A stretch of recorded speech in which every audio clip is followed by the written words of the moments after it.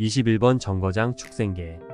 지구에는 하늘 민족의 후손과 땅의 민족의 후손이 섞여 살고 짐승의 혈통을 이어받은 자들과 혼혈혼족의 인류들이 교배된 채 살아가고 있다고 설명할 수 있을 것이다.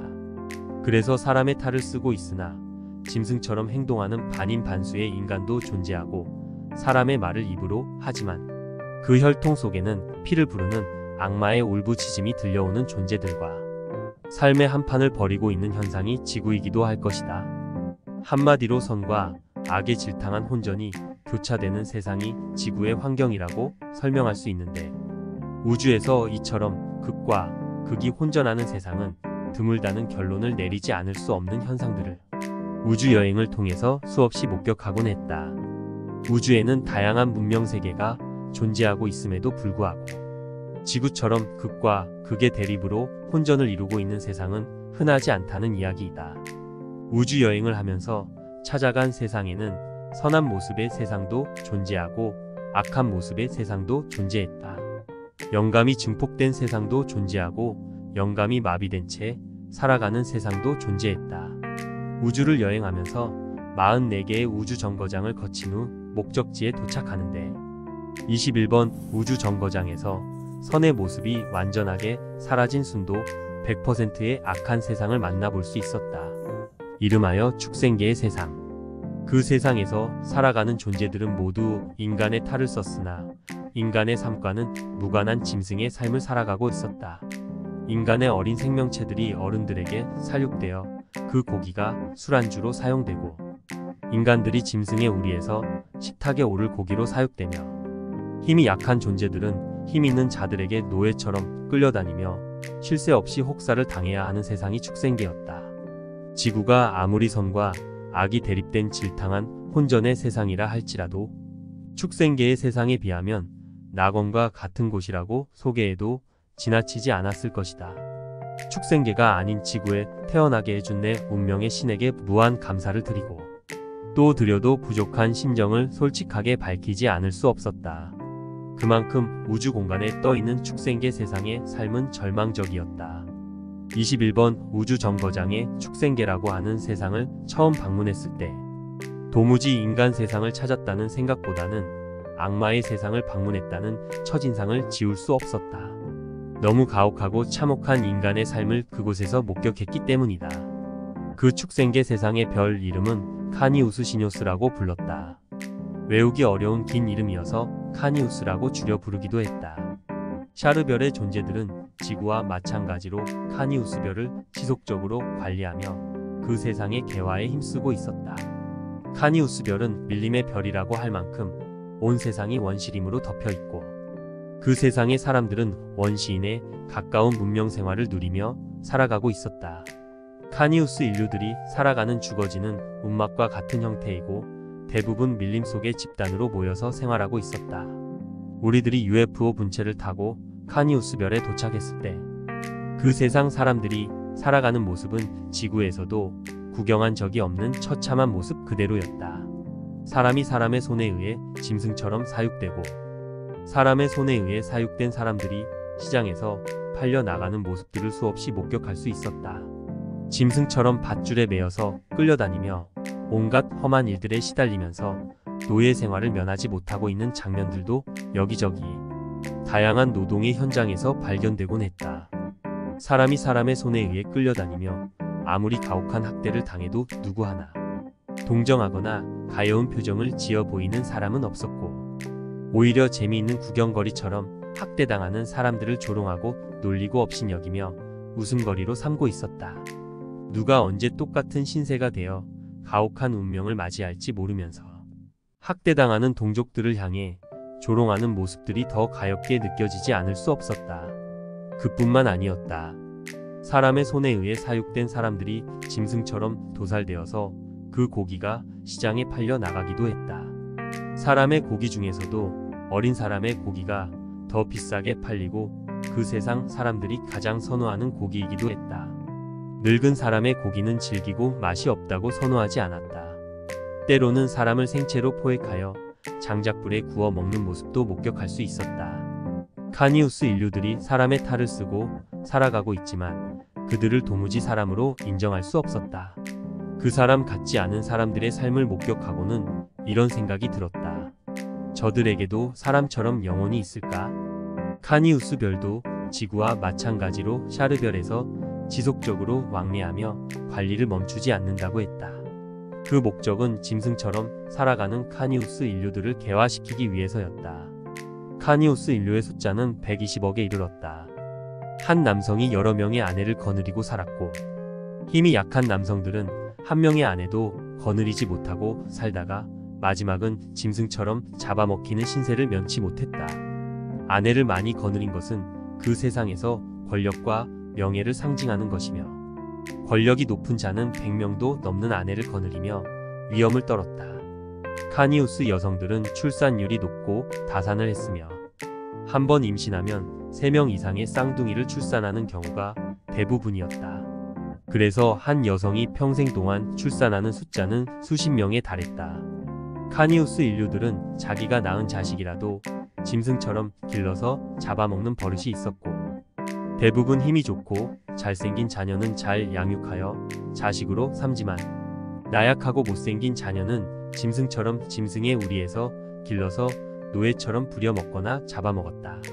그러나 결국 힘세고 잘생긴 자식을 길러놓고 끝내는 그 자식에게 잡아먹히는 신세를 못 면하는 것도 그 세상 인류들의 마지막 운명이었다. 카니우스 여성들은 모성애가 깊지 않아서 자신이 낳은 자녀에 대해서도 큰 애정을 보이지 않으며, 자신이 낳은 자녀가 자라서 아무리 무서운 학대를 당해도 슬퍼하거나 동정하는 버릇이 없었다. 자신이 낳은 자식을 짐승의 우리에 길러서 손수도살하여 그 고기를 요리해서 식탁에 올려놓는 일조차 서슴지 않고 있었다.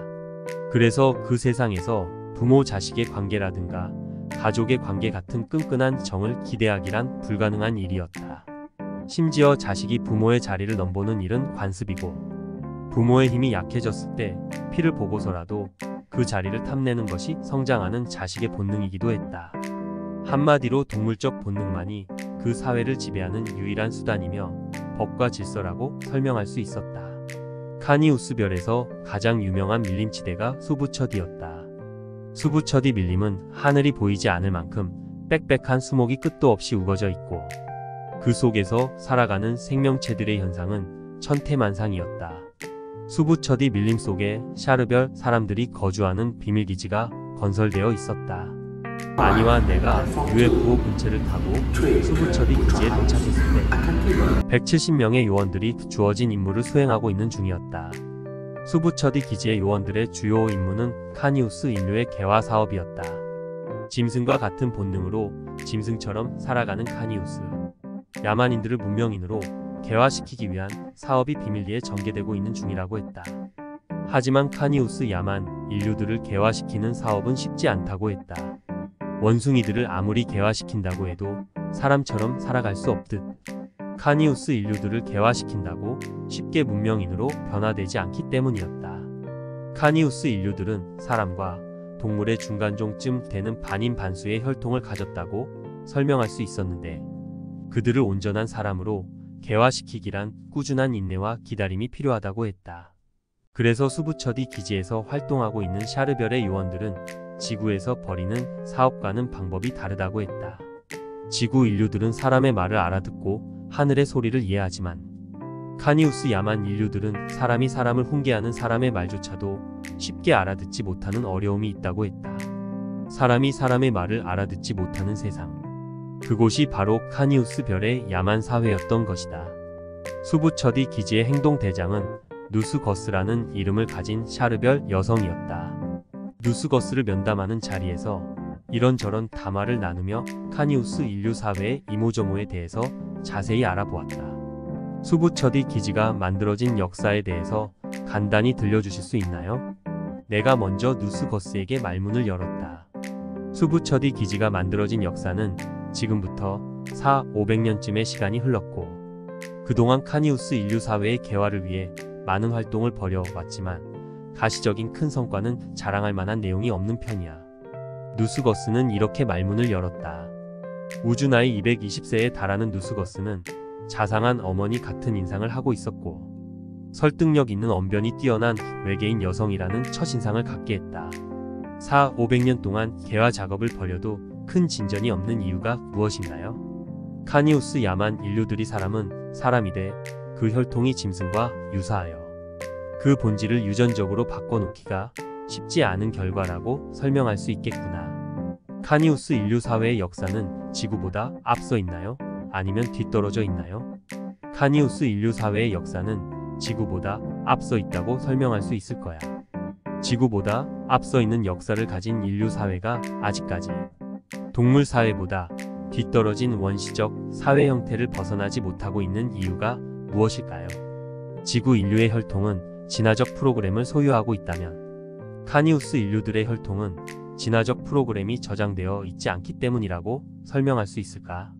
지구에서 살아가는 작은 생명체들도 수억 년을 거치며 진화를 거듭하는데 인류의 존재들이 진화를 멈추고 있는 이유가 무엇이지요? 카니우스 인류들도 나름대로 환경에 적응하는 진화는 진행되고 있다고 판단할 수 있으나 문명적 진화는 그 혈통의 유전적 프로그램에서 제외되어 있기 때문이라고 판단하지. 인간의 혈통 속에 문명의 진화 프로그램이 제외되어 있다는 현상이란 이해하기 어렵군요. 그러면 참 궁금한 내용이 있는데요. 어떤 궁금증일까? 카니우스 인류들도 영혼을 소유하고 있을까요? 영혼? 영혼이라고 말했지? 네, 영혼이요. 사람의 탈은 썼으나 짐승처럼 오히려 짐승들보다 더 포악한 모습으로 살아가는 인류들에게 과연 영혼들이 존재할지 궁금합니다. 슬프지만 카니우스 인류들도 우리들과 마찬가지로 영혼이 존재한다. 같은 영혼의 소유자들로서 그 점이 우리를 슬프게 하지. 그래서 우리들은 희망의 끈을 놓지 않고 카니우스 인류들의 개화를 위해 노력을 멈추지 않고 있단다. 그렇지만 400~500년을 힘써도 별 성과가 없는 일을 멈추지 않고 진행하는 일은 무모한 일이 아닐까요? 전혀 성과가 없는 것은 아니란다. 조금씩은 짐승의 혈통이 흐르는 카니우스 인류들의 혈통에도 따뜻한 기운이 감도는 유전적 흔적들을 발견할 수 있단다. 그렇다면 다행이군요. 우리들은 작은 가능성이라도 보이면 그 일을 멈추지 않는단다. 우리 샤르별에서 1만 년 동안 지구를 왕래하며 후천 세계를 맞이하기 위한 마지막 날을 준비해 왔듯 이곳 카니우스 별을 찾아오는 목적도 비슷한 이유 때문이란다. 이런 대담을 마친 후 누스거스는 우리를 어디론가 안내했다. 그곳도 역시 수풀이 우거져 하늘도 제대로 보이지 않는 밀림 속이었다. 그곳에는 여기저기 수풀 속에 가려진 움막들이 지어져 있고 그 중에서 의상도 제대로 걸치지 않은 야만 인류들이 장마당처럼 웅성거리고 한쪽의 장소에서 무언가를 흥정하는 모습들이 보였다. 그들이 흥정하고 있는 물건은 다름 아닌 밧줄에 묶여서 끌려 나온 사람들이었다. 밧줄에 묶여서 끌려 나온 사람들은 발가벗겨져 있고 얼굴에는 수염이 가득했으며 손과 발은 짐승의 것과 다르게 보이지 않았다. 온몸에는 부녀 같은 오물들이 묻어 있고 나이가 많게 보이는 늙은 사람들과 아직 어리게 보이는 어린 사람도 섞여 있었다. 밧줄에 묶여있는 어린 사람의 코에서는 누런 코가 줄줄 흘러내리고 있었고 흘러내린 코가 얼굴과 몸에 떡칠되어 있기도 했다. 그렇게 몸에 묻은 오물을 스스로 씻으려 하지도 않고 누가 닦아주는 사람도 없었다. 장마당에 팔러 나온 사육된 인간들의 처참한 모습이었다. 이윽고 사육된 인간들은 새로운 주인을 찾아 팔려가기 시작했고 사육된 인간들이 팔려간 목적은 야만인들의 노예나 식용용으로 사용되기 위해서였다. 팔려가는 사육인간들은 자신들이 곧 어떤 처지에 놓이게 될지 알고 있었지만 반항하거나 도망가려는 행동을 취하지 않았다. 숙명처럼 체념하면서 새로운 주인의 뒤를 따라 말없이 끌려갈 뿐이었다. 그날 저녁이면 대부분의 팔려간 사육인간들은 야만인들의 먹잇감이 되어 식탁에 오르게 될 것이라고 했다. 장터의 또 다른 장소에서는 더 끔찍한 일이 벌어지고 있었다. 살아있는 사람을 즉석에서 살육하여 인육을 판매하는 현장이었다. 그곳에도 역시 많은 사람들이 몰려서 인육의 맛있는 부위를 고르거나 흥정하는 모습들이 눈에 띄었다. 닭장처럼 생긴 좁은 공간에 사육된 인간들이 밧줄에 묶인 채로 여러 명씩 넣어져 있고 그 중에서 한 명씩 끌려 나와 도살장에 들어가면 잠시 후 고기로 변해서 인육을 판매하는 진열장에 전시되곤 했다. 인육을 판매하는 진열대 앞에는 인상이 험악한 야만인들이 입맛을 다시며 쭉 늘어서 있고, 주인과 흥정이 끝나면 피가 줄줄 흐르는 인육 덩어리가 손에 들려져 어디론가 사라지곤 했다.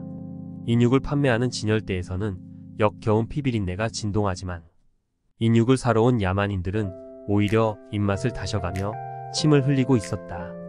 또 다른 장소에서는 인육을 삶아서 즉석에서 판매하는 식당들이 한 골목을 차지하고 쭉 늘어서 있는 곳도 있었다. 이른바 인육식당 골목. 인육식당에서는 술도 판매되고 있었는데 야만인들은 한 상 가득 차려진 인육고기를 입으로 물어뜯고 개걸스럽게 씹으면서 물동이처럼 술을 퍼마시며 소란들을 피우고 있었다.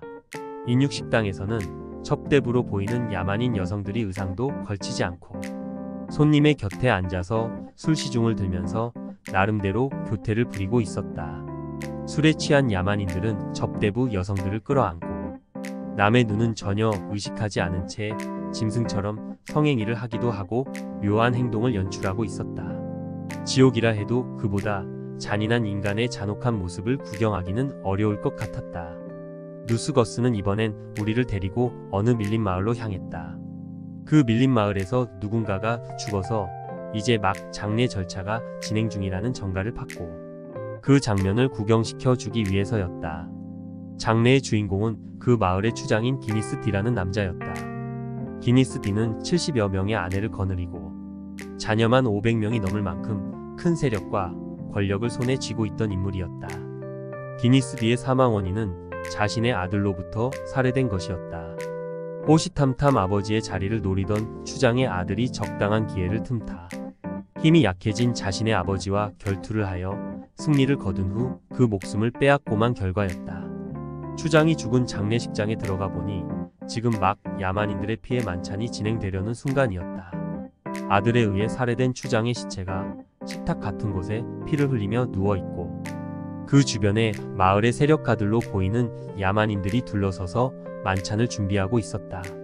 만찬장에 모인 야만인들의 손에는 각각 술병이 들려있고 백정으로 보이는 야만인의 손에 날선 식도가 들려있는데 피범벅이 된 시체를 씻어줄 생각도 없이 시체의 배를 가르고 손과 발을 날렵하게 잘라내면서 뼈와 살을 분리하기 시작했다. 그리고 시체가 놓인 식탁의 주변에 쭉 늘어서 있는 야만인들의 접시에 추장의 시체에서 분리된 인육이 한 덩어리씩 놓여졌다. 자신의 아버지를 살해한 아들은 교만한 모습으로 다른 야만인들보다 큰 인육 덩어리를 접시에 담아놓고 앉아서 산적처럼 생긴 얼굴에 수염을 쓰다듬으며 의기양양해하고 있었다. 의기양양해 있는 아들 앞에서는 야만인 여인들이 교태를 부리며 새로운 권력자의 비위를 맞추느라 열심이었다. 그 중에는 살해된 추장의 부인들도 다수 포함되어 있었다. 피해 만찬장에 모인 마을의 세력가들도 새로운 권력으로 등장한 추장의 아들 앞에서 온갖 아부를 떨기 시작했다. 추장의 아들이 자신의 아버지를 때려서 숨지게 한 과정을 마을의 세력가들 앞에서 들려주며 무용담을 늘어놓을 때 여기저기서 괴성과 같은 함성들이 터져나오고 피가 줄줄 흐르는 인육을 물어뜯으며 연거푸 술을 마셔대는 야만인들의 표정에서는 살인마들의 축제장을 바라보는 심정과 다르지 않았다. 저 끔찍하고 살인마와 다름없는 삶을 즐기는 야만인들에게도 그 마음속에 영혼이 깃들어 있다니 믿을 수 없는 이야기가 아닐 수 없었다. 영혼을 소유한 인간들이 어쩌면 저토록 끔찍한 피해 만찬을 즐길 수 있을까? 이런 착잡한 생각을 가지고 있을 때 누스거스가 이런 말을 꺼냈다.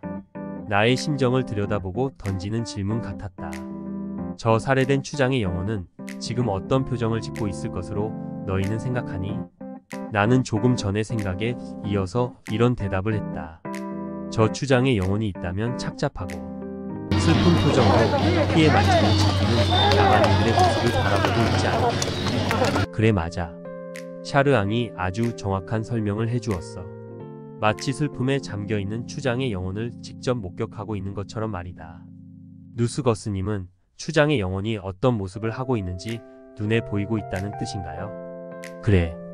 나는 지금 피해 만찬장에서 서성이는 추장의 영혼을 바라보고 있다. 샤르앙의 설명대로 추장의 영혼은 지금 한없이 슬픈 표정을 짓고 자신의 장례식장에서 피해 만찬을 즐기며 새로운 권력으로 등장한 자신의 아들. 온갖 아부와 교태를 떨고 있는 야만인들을 회심에 찬 눈빛으로 바라보고 있다.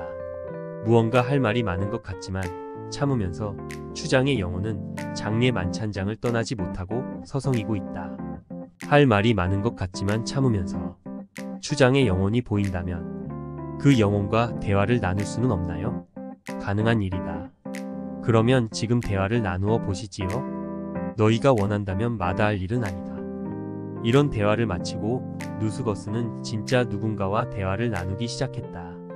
상대의 모습은 보이지 않는데 누스거스는 헛소리처럼 누군가와 상당히 긴 시간 대화를 나누고 있었다.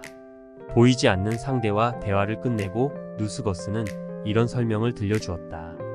나는 이제까지 너희의 희망대로 추장의 영혼과 대화를 나누었다. 추장의 영혼은 솔직한 심정을 나에게 들려주었고 그 영혼이 전생을 걸어온 과거의 업에 관한 이야기들도 들려주었다.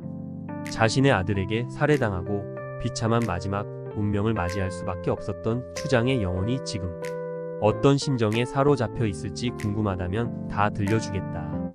추장의 영혼이 들려준 모든 내용들에 대해서 자신을 추종하던 세력들이 자신을 살해한 아들에게 아부하며 피해 만찬을 즐기고 있는 모습을 바라보는 영혼의 소회가 무엇인지 궁금해요. 내가 누스거스에게 먼저 던진 질문이었다. 추장의 영혼은 이렇게 말했다. 내가 나의 아들에게 살해당하고 나의 시체가 나의 추종 세력들의 술안주, 감으로 사용된 것은 평생 동안 저질러온 나의 업 때문이요. 라고. 추장의 영혼은 앞으로 이 마을에서 떠나지 못하고 서성거리게 될지 아니면 어디론가 자신의 영혼이 머물 곳을 향해 떠나게 될 것인지의 내용이 궁금해요. 추장의 영혼은 자신의 장례식이 끝나는 대로 자신의 갈 길을 떠날 것이라 했다. 모든 아픔과 미움과 회한을 뒤로 하고 말이다. 추장의 영혼이 떠나고 싶은 자신의 길은 무엇일까요? 모든 영혼들이 꿈꾸는 세상이 아니겠니? 싸움과 대립이 없는 평화로운 그 세상 말이다. 살아서 온갖 살상을 자행하며 살인마처럼 피를 마시며 살아온 추장과 같은 영혼들도 사후에 자신이 원한다고 하여 싸움과 대립이 없는 평화로운 안식처로 찾아갈 수 있을까요? 영혼들이 원한다고 자신의 길을 바로 찾아가지는 못하겠지. 자신이 생전에 저질러온 업장을 해결하고 그 업장의 대가를 모두 지불하기 전에는 말이다. 생전의 업장을 해결하는 방법이 무엇일까요? 그리고 그 업장의 대가를 지불하는 방법을 알고 싶어요. 하늘에서 정해놓은 법과 질서에 따라야 하겠지. 하늘에서 정해놓은 법과 질서의 내용이 궁금해요. 하늘의 법과 질서를 단 몇 마디로 설명하기란 불가능하단다. 내가 샤르별을 찾아가면 지금 궁금한 내용들까지 다 알게 되는 계기가 있을 것이다. 어떻든 저 살인마의 영혼도 하늘의 법과 질서에 따른다고 하여 뜨거운 지옥불에 던져지지 않고 그 영혼이 원하는 평화로운 땅을 밟을 수 있을까요? 하늘은 어떤 대가를 치르더라도 영혼을 버리지 않는단다. 하늘은 결코 죄지은 영혼을 뜨거운 지옥불에 던지지 않으며 개과천선하는 새로운 영혼으로 탈바꿈시켜 결국은 하늘 가족으로 받아들인단다. 세상에서 아무리 살인마처럼 살다 죽은 영혼들도 끝내는 하늘 가족이 되어 평안한 삶을 누릴 수 있다고요. 그것이 하늘이 정해놓은 순리요 이치란다. 그러면 세상에서 착하게 살려고 노력하는 아름다운 영혼들만 억울하지 않은가요? 하늘은 공평하며 착한 영혼들에게는 큰 복이 기다리고 악한 영혼들에게는 큰 벌이 기다리고 있단다. 세상에서 지은 죄만큼 벌을 받은 후에야 하늘 가족의 일원으로 참여할 수 있는 것이 하늘 질서의 엄한 규율이란다. 이런 대화를 마친 후 누스거스는 우리를 데리고 또 어디론가 향했다. 카니우스별에서 찾아볼 수 없는 아름다운 집들이 지어져 있는 마을이었다. 으디커디란 이름을 가진 밀림의 촌락이었다. 으디커디 마을 이름에는 새마을이란 뜻이 숨겨져 있고 그 새마을에는 카니우스 별의 곳곳에서 뽑혀 온 야만인들이 훈련을 받고 있는 장소이기도 했다. 카니우스 야만인들이 살고 있는 집들은 집안에서 악취가 심하고 마치 짐승우리를 방불하게 할 정도로 어지럽기 마련인데 으디커디 새마을의 집들은 깨끗하고 악취도 풍기지 않았다. 으디커디 새마을에서 살고 있는 촌민들은 다른 마을의 야만인들과 달리 의상을 만들어서 입고 살았으며 얼굴에는 산적처럼 험악한 수염이나 손에는 무서운 살인 무기도 들려있지 않았다. 카니우스 야만인들은 대부분 힘의 상징인 무서운 살인 무기를 손에 들고 다니거나 허리에 차고 다니는데 으디커디 새마을의 촌민들은 그러한 모습을 찾아볼 수 없었다. 피비린내가 풍기는 야만인들의 모습만 보다가 모처럼 사람 냄새가 풍기는 새마을 촌민들을 만나게 되니 매우 반가운 생각이 들었다. 카니우스 별에서 이런 평화로운 마을을 발견하기란 처음인데 이 마을은 본래부터 이런 모습으로 존재하고 있었나요? 으디커디 새마을에 도착해서 내가 누스거스에게 던진 질문이었다. 누스거스는 이렇게 대답했다. 이 새마을은 우리들이 400~500년 동안 카니우스 별을 찾아다니며 그동안의 노력으로 결실을 본 총재산이란다. 이 마을의 모든 집들은 카니우스 별의 곳곳에서 뽑혀온 사람들이 직접 털을 닦고 돌 하나 나무 하나를 깎아서 만든 집들이란다. 이 마을 사람들이 뽑혀온 선택의 기준이 무엇이었나요? 야만인들 중에서도 심성이 착한 존재들이 가끔씩은 섞여 있단다. 그들을 뽑아서 이곳으로 데려와 훈련을 시키고 있지. 야만인들의 근성을 문화인으로 탈바꿈시키는 개화 사업이군요. 그렇단다. 이 마을에서 훈련된 사람들은 앞으로 어떤 일을 수행하게 되지요.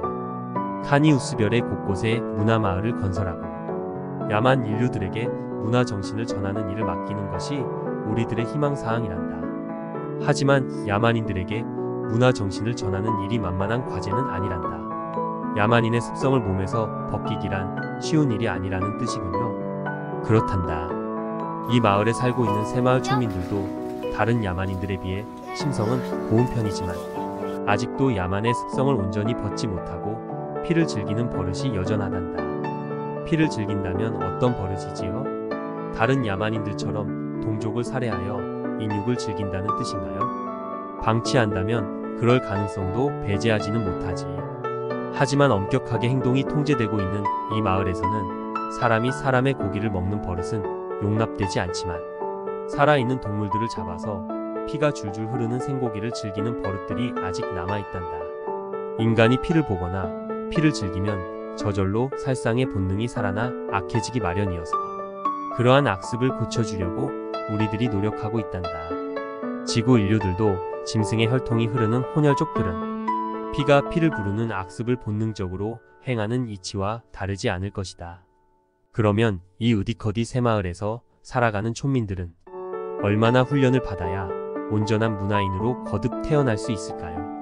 훈련만으론 혈통 속에 흐르는 유전적 프로그램을 바꿀 수는 없으며 10대를 지나면 야만의 습성을 온전히 벗고 문화인으로 태어나게 될 것이다. 인간에게서 야만의 근성을 벗기란 쉬운 일이 아니란 뜻이군요. 짐승에게서 사람의 본능을 재현시키기 어렵듯 야만인에게서 문화적 근성을 양육하기란 쉽지 않단다. 으디커디 새마을을 시찰한 후 누스거스는 다시 우리를 데리고 카니우스 별의 이곳저곳으로 안내했다. 어디를 가든지 문화의 흔적을 찾아볼 수 없었고 짐승처럼 살아가는 야만인들의 삶만 살벌하고 을씨년스럽게 펼쳐진 세상이 그곳이었다. 현대화된 어떤 건물이나 도구도 찾아볼 수 없는 그 세상은 어디를 가든지 야만적인 살상 전쟁들이 빈번하게 발생하고 있었고 피를 흘리거나 피를 즐기는 악습만 만연한 세상이기도 했다.